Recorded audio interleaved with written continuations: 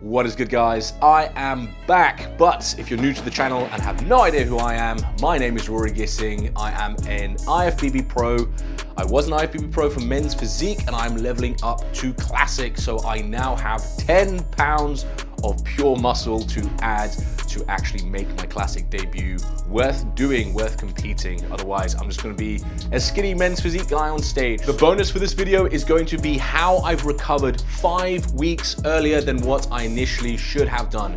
The surgeon said it's a 12-week recovery before I'm allowed to start my rehab. I managed to get it down to 7 weeks, and this was cleared by my physio. So yes, it's not me just being a meathead and starting early. It was cleared, it was all good, and this is going to be how I was able to do that. The protocols I was taking, the supplements I was taking to make this as fast of a recovery as possible. So stick around for that. So it's probably going to take me about 18 months to actually level up my physique. I finally got all my shit together in the last year and I put on a load of muscle mass. I think I added maybe 3 or 4 kgs onto my frame from last time I was on stage to this time I was on stage. But now we have to add, another 5 or 6 kgs. So it's not gonna take just a year to do that. It's probably gonna take me maybe 18 months, hopefully, probably 2 years more likely, but I'm gonna get itchy feet and wanna get back on stage way before that, so we shall see.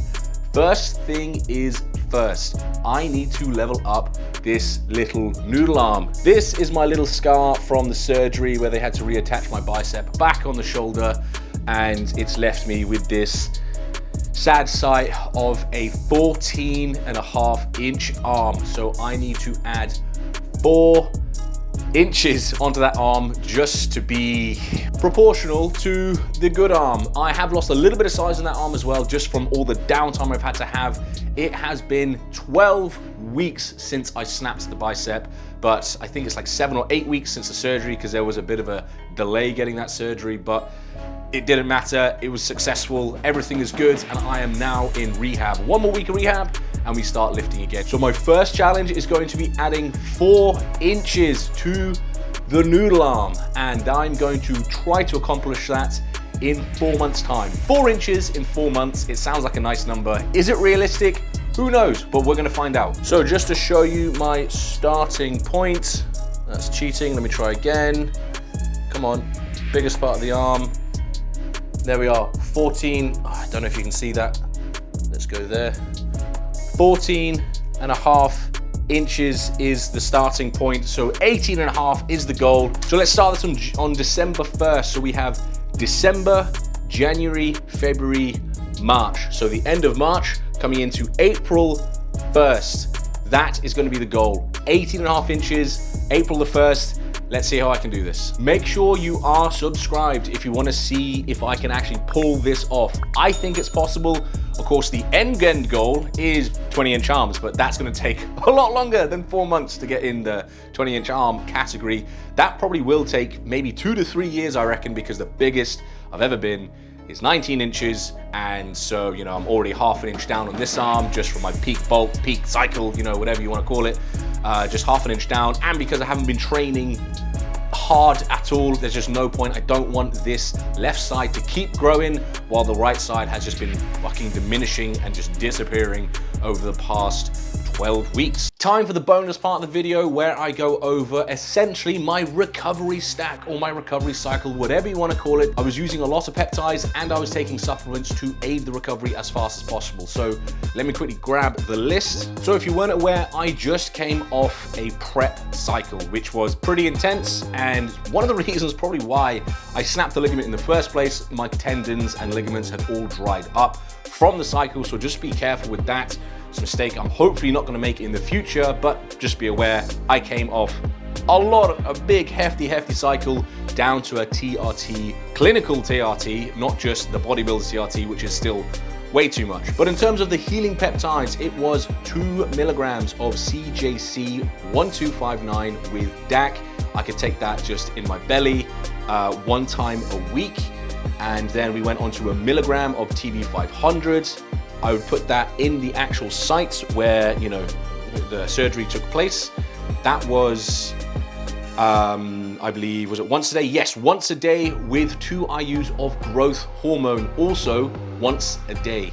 Now, BPC 157, instead of taking 1 milligram in one go, I would actually split that into 0.1 of a milligram in 2 doses. So again, that was like AM and PM, just like, 10 o'clock AM, 10 o'clock PM, just to keep that as constant as possible. Apart from the CJC, that just stayed 2 milligrams once a week, and I've just continued going through that. But everything else after 6 weeks, I cut it in half.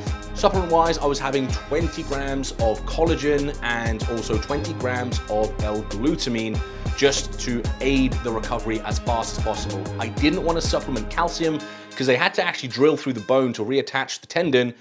Don't take calcium supplements as a male bodybuilder. That's just a disaster waiting to happen in terms of calcifying your arteries and whatever have you. So I was just increasing the calcium that I would take from food, so i.e.